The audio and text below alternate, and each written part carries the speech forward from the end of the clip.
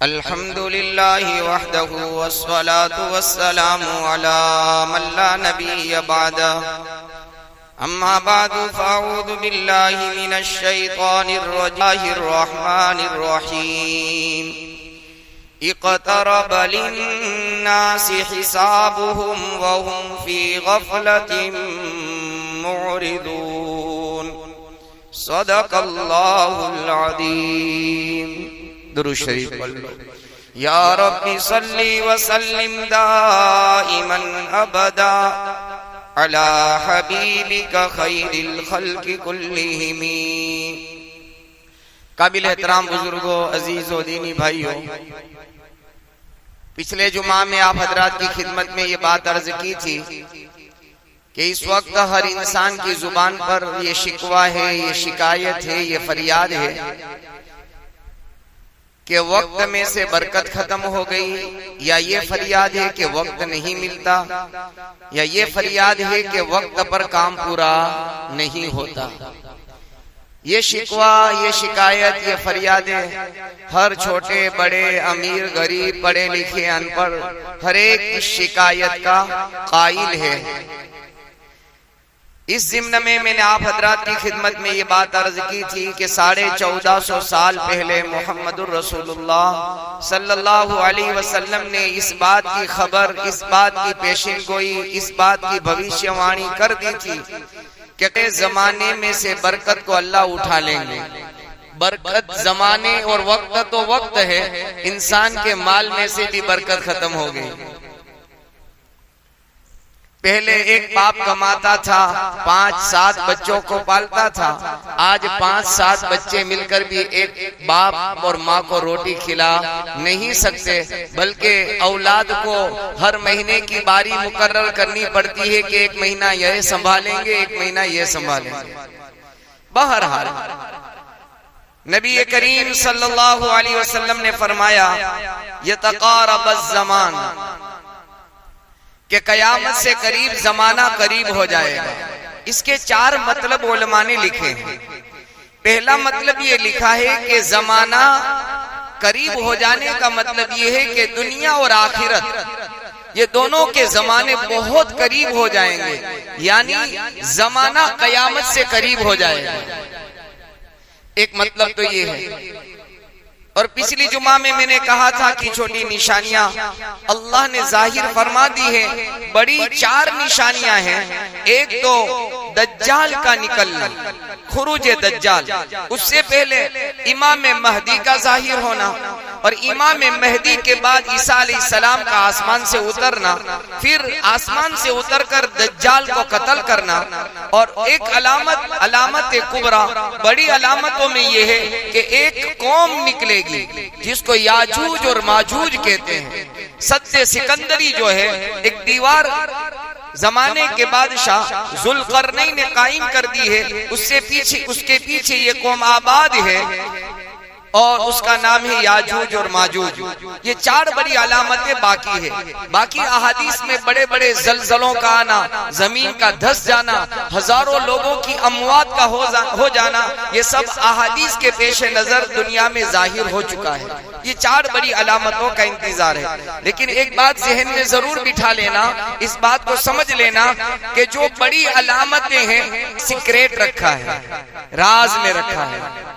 दुनिया का कोई बड़े से बड़ा मुहद्दिस, जमाने का बड़े से बड़ा वली इस राज को खोल नहीं सकता, क्योंकि मेरे रब ने जिसको राज में रखा है, दुनिया की कोई ताकत उसका इफ्शा और उसको राज को खोल सकते नहीं। लिहाजा कयामत से पहले मैंने ये इसलिए कहा है कि आने वाले जमाने में लोग बड़ी बड़ी पेशिन गोइयां करेंगे, अहादीस के पेश नजर, और बड़े बड़े दावे करेंगे। लिहाजा आपको ये समझ लेना चाहिए कि उन दावों को हदीस की रोशनी में परखना पड़ेगा कि हदीस में जैसा मोहम्मदुर रसूलुल्लाह सल्लल्लाहु अलैहि वसल्लम ने बताया, समझाया, ऐसा है तो ये बात सही है, ऐसा नहीं है तो वो बात कंडम है। बहरहाल तो पहला मतलब तो ये है कि यतक़ारबज़ ज़मान, जमाना करीब हो जाएगा, मतलब ये दुनिया और आखिरत दोनों करीब हो जाएगी। और ये साफ सी बात है, हमारे लिए आखिरत बहुत करीब है, अगरचे हम गफलत में हैं। मट्टी की आंख बंद होते ही आखिरत का मंजर खुल जाएगा। आखिरत के आने में कोई देर नहीं है, सिर्फ देर ये है कि मेरी और आपकी आंख बंद हुई और आखिरत शुरू होगी। इसलिए मेरे और आपके आका ताजदारे मदीना मुहम्मदुर रसूलुल्लाह सल्लल्लाहु अलैहि वसल्लम ने फरमाया, अना वस्साअतु कहातैन, मेरा और कयामत का जमाना, आपने उंगली से इशारा करके बताया, इस तरह से है। मेरा दुनिया में आना ये इस बात की निशानी है कि अब कयामत करीब आ गई। अपने जमाने में, अपने दौर में हमारे आका यूं फरमाते हैं सल्लल्लाहु अलैहि वसल्लम कि मैं आया ये इस बात की निशानी है कि अब कयामत करीब है। अब आपके आए हुए 1450 साल हो गए, तो अब इस बात को समझ ले हम और आप कि अब जमाना कयामत से बहुत करीब आ चुका है। एक मतलब तो ये। दूसरा मतलब उलमा ने लिखा है, बड़ा बेहतरीन लिखा है, शर और फसाद, जमाना शर और फसाद से करीब हो जाएगा। यानी इंसान इस कदर एडवांस हो जाएगा कि उसको फितने में आने के लिए, गुनाह में आने के लिए, फसाद में आने के लिए उसको कोई देर नहीं लगेगी। हम और आप देख सकते हैं कि आदमी पहले गुनाह के लिए गुनाह का इंतजार और गुनाह का प्लान बनाता था। नेट के जमाने में इंसान को जमाने ने आदमी जीना करने के लिए सोचता था, जीना के बाजार में और जीना के अड्डों पर जाना पड़ता था। अब घर बैठे रात में, दिन में, जब चाहे आप जीने का बाजार आप आम हो चुके हैं। मैंने पहले भी कहा था कि इसका इस कदर खतरनाक नुकसान इस वक्त उम्मत मुस्लिमा के नौजवान उठा रहे हैं। वो ये समझ रहे हैं कि मजा आ रहा है, मजा ले रहे हैं, अपनी जिंदगी को और अपने घरवाले की जिंदगी को बर्बाद कर रहे हैं। कई एक नौजवान के हालात हमारे शहर में इस वक्त ये हैं, उन्हें शादी का कहा जाता है तो वो ये कहते हैं कि हम इस लायक नहीं है कि हम बीवी से होने वाली हमारी वाइफ से फायदा उठा सके, इस लायक नहीं रहे। अल्लाह के हबीब ने फरमाया था शर और फसाद ये दोनों जमाना करीब हो जाएगा। हम देख रहे हैं। तीसरा मतलब उलमा ने लिखा है कि कयामत से पहले पहले इस उम्मत की उम्रें कम हो जाएगी, इनके लिए जमाना कम हो जाएगा। तो हमारे बड़े बूढ़े कोई 70 को, कोई 80 को, कोई 100 को पहुंचते थे। कितनी उम्र है तो माशाल्लाह 60 साल, और उसमें भी तंदुरुस्ती होती थी, अपना काम खुद करते थे। 60-70 साल की उम्र में, अब तो 50 साल की उम्र में पहुंचते पहुंचते हम तो सजदों से भी आजीज हो गए, कासिर हो गए। 50 साल पर पहुंचते पहुंचते आदमी कहता है कि अब मैं सजदा नहीं कर सकता, मुझे कुर्सी पर बैठना या जमीन पर बैठना पड़ेगा, उम्रें कम हो जाएगी। ये तीसरा मतलब। चौथा मतलब जो अहादीस में सैयदना अनस रज़ियल्लाहु ताला अन्हु ने फरमाया कि नबी करीम सल्लल्लाहु अलैहि वसल्लम ने फरमाया, साल महीने की तरह, महीना हफ्ते की तरह, हफ्ता दिन की तरह, और दिन एक 24 घंटे चंद मिनटों की तरह हो जाएगा। ये चौथा मतलब। ये सब हम अपनी आंखों से देख रहे हैं, लेकिन हमारी जिंदगी से वक्त के खत्म होने का एहसास ही खत्म हो गया। वक्त चला गया, वक्त निकल गया, मेरी जिंदगी के कई साल गुजार चुका, इसका एहसास हमारी जिंदगियों से खत्म हो चुका। अल्लामा नूर अहमद पुश्ती रहमतुल्लाह अलैह, अल्लाह वाले हैं, वो फरमाते हैं कि बंदा अगर चाहे तो अच्छा, हजरत ने ये बात लिखी है, ऐसा क्यों हुआ, इसका रीजन क्या, सबब क्या? तो हजरत ने 2 बातें लिखी। पहली बात तो ये है कि वक्त में से अल्लाह ने बरकत को उठा लिया है, इसलिए कुछ काम पूरे होते नहीं है। महीना पूरा होता है, काम पूरे नहीं होते। महीना पूरा होता है लेकिन घर के इखराजात पूरे नहीं होते। महीना पूरा हो जाता है, घर की चीजें मुकम्मल होती नहीं है। बहरहाल दूसरा हजरत ने लिखा है, इस वक्त रीजन, कारण, सबब, ध्यान से सुनना। हजरत ने लिखा है कि इस वक्त दुनिया का हर इंसान दुनियावी तफक्कुरात, दुनियावी फिक्रों के अंदर ऐसा मदहोश हो चुका है, यानी होश खो बैठा है, ऐसा होश खो बैठा है, ऐसा मदहोश हो चुका है कि उसे वक्त का पता ही नहीं है। आप देख लो, अपनी जिंदगी में, मैं अपनी जिंदगी में देखूं, सुबह उठते हैं तो हम फिक्रों के साथ उठते हैं। और मुझे माफ करना, हम में से अक्सरों की फिक्र होती है। बताओ 100 में से 5-10 ऐसे मिलेंगे जो सुबह उठकर ये फिक्र करते हो कि आज सुबह मुझे मेरे अपने मामूलात, मेरे अपने कुरान की तिलावत, मेरी अपनी इशराक की नमाज, मेरी अपनी चाश्त की नमाज या फजर अगर छूट गई है तो मेरी फजर की नमाज, सुबह उठकर शायद 100 में 10 बंदे ऐसे हो जो इस बात की फिक्रों के साथ उठते हो कि मेरे दीन के इतने काम आज सुबह बाकी हैं। बहुत कम मिलेंगे आपको। हाँ, अलबत्ता 90% इंसान आपको ऐसे मिलेंगे जो सुबह आंख खोलते ही और उठते ही सबसे पहले वो मोबाइल में देखेंगे आज फला फला का मैसेज। सुबह उठने के बाद सबसे पहले, मैं ये नहीं कहता कि धंधा रोजगार और कारोबार ये मना है, बल्कि उठने के साथ उसकी फिक्र ये होगी कि कब वहां जाना है और वहां जाकर मुझे कौन कौन से काम निपटाने हैं। ऐसा है कि नहीं है भाई? तो अल्लामा नूर पुश्ती रहमतुल्लाह अलैह ने लिखा है कि बेबरकती की एक वजह सबब है कि इंसानियत का बड़ा तबका दुनियावी ख्यालात, दुनियावी फिक्रे, दुनियावी तफक्कुरात के अंदर ऐसी मदहोश हो चुकी है। इसको दूसरे अल्फाज में यूं कहा जाए कि होश खो बैठी है। और इस बात को अल्लाह ने अपने कुरान में भी बयान फरमाया। कुरान करीम के 70वें पारे की पहली आयत अल्लाह इरशाद फरमाते हैं, इक़तरब लिन्नासि हिसाबुहुम, लोगों के लिए उसके हिसाब का दिन करीब आ गया। इक़तरब लिन्नासि हिसाबुहुम वहुम फी गफलतिन मुरिदून, और वो गफलत के अंदर एराज करते हुए अपनी जिंदगी गुजार रहे हैं। हिसाब का दिन बहुत करीब है, बहुत करीब है। कितना करीब है? आंख बंद होगी, जिंदगी के हिसाब का दिन शुरू हो जाएगा। इसलिए सैयदना उमर रज़ी अल्लाह ताला अन्हु का मकौला है, हासबू कब्ल अन तुहासिबू, अपना हिसाब कर लो उससे पहले कि अल्लाह के यहाँ तुम्हारा हिसाब शुरू हो जाए।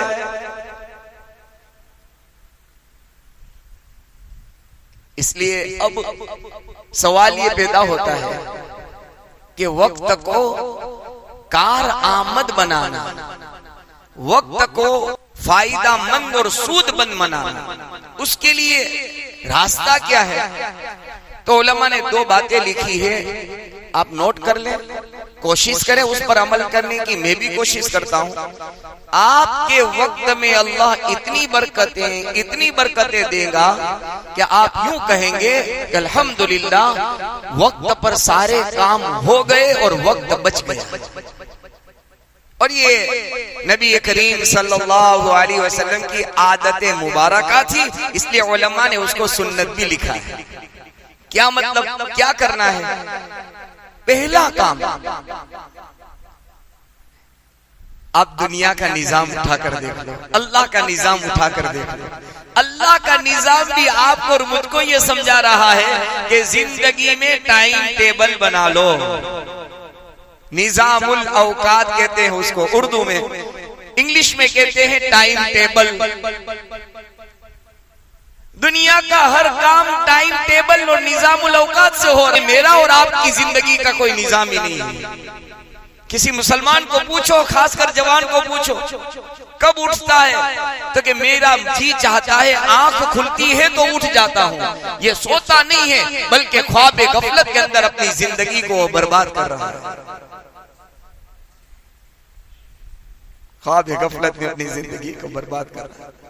पहला काम निजामुल औकात, टाइम टेबल के बगैर जिंदगी बेकार है।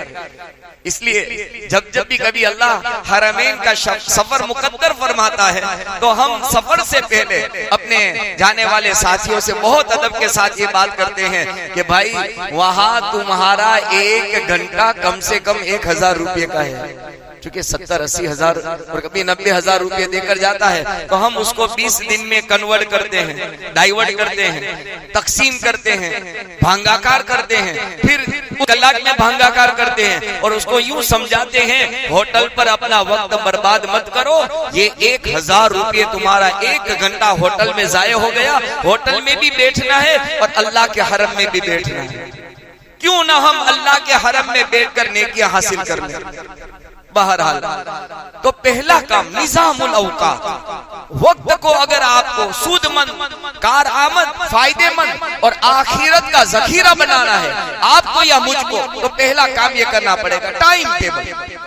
और ये टाइम टेबल खुद आप न बनाओ बल्कि अपने औलाद और अपने बच्चों को बताओ कि बेटा हर काम हमारे घर में टाइम टेबल से होगा। और अल्लाह वालों के यहाँ ये बाकायदा ये नज़म होता था, अल्लाह वालों के यहाँ जाते थे। आज भी जो अकाबिर उलमा हैं उनके दरवाजे पर आप जाओगे वहाँ नोटिस लिखा हुआ आपको मिलेगा, मुलाकात का वक्त शाम को 5 बजे है, 5 बजे से पहले मिल नहीं सकते। इसलिए हजरत हकीमुल उम्मत मुजद्दिदुल मिल्लत हजरत मौलाना मोहम्मद अशरफ अली साहब थानवी नव्वरल्लाहु मरकदहू की खिदमत में एक मर्तबा अपने जमाने के अकाबिर उलमा में शेखुल इस्लाम हजरत मौलाना सैयद हुसैन अहमद मदनी नव्वरल्लाहु मरकदहू देवबंद से सफर करके थाना भवन पहुंचे, रात के वक्त में पहुंचे। अपने जमाने के शेखुल इस्लाम, अपने जमाने के चोटी के आलिम दीन रात के वक्त में पहुंचे। हजरत के यहाँ नोटिस लगा हुआ था, पूरी रात उनके दरवाजे की चौखट पर बैठकर गुजार दी। मेरे और आपके जैसा होता ठक ठक ठक। ये निजामुल औकात नहीं, आप नहीं देखते डॉक्टरों के वक्त तय हैं, आप नहीं देखते इंजीनियरों के वक्त तय हैं, आप नहीं देखते कि बड़े बड़े लॉयर और बड़े बड़े वकला और अपने जमाने के बड़े लोगों के औकात तय हैं, इस वक्त आएंगे इस वक्त जाएंगे। ये निजामुल औकात है, इससे सारे काम। तो पहला काम ये करें, सुबह मुझे इतने बजे उठना है, इसकी यादी शाम से ही तैयार हो। इससे क्या होगा, वक्त पर आपको काम याद नहीं करना पड़ेगा। जब तैयारी नहीं होती ना तो सुबह 8 बजे आप तरद्दुद में होते हैं, आप मुजब्जब होते हैं, मुझे क्या करना था, मेरा काम क्या बाकी है। उसी सोच और विचार में 20-25 मिनट या 30 मिनट, आधा घंटा इस सोच और विचार में आपका चला जाता है। इसलिए अल्लाह वालों के यहाँ हमेशा, मैंने तो बरतानिया के अंदर जहाँ मैं जिसके मेहमान में मेरे जो मेहमान होते थे मैं बहुत पाबंदी से देखता था, उनके फ्रीज पर एक नोटिस बोर्ड की एक पर्ची लगी रहती थी। वो सुबह उठते या शाम में कुछ लिखते, मैं पूछता मौलाना फारूक साहब ये क्या कर रहे हैं, तो कि मेरा ये निजामुल औकात है, रात में मैं सारी चीजें लिख लेता हूँ, सुबह ये काम मुझे इतने बजे तक। और ये निजामुल औकात तो मुहम्मदुर रसूलुल्लाह सल्लल्लाहु अलैहि वसल्लम की आदत मुबारका थी आपकी। इसलिए मैंने कहा ना ये सुन्नत है, सुन्नत की नीयत से ये काम करोगे सवाब भी मिलेगा और अल्लाह ताला काम में बरकत भी अता फरमाएगा। तो उनको घर में कभी कोई चीज की कमी महसूस नहीं होती थी।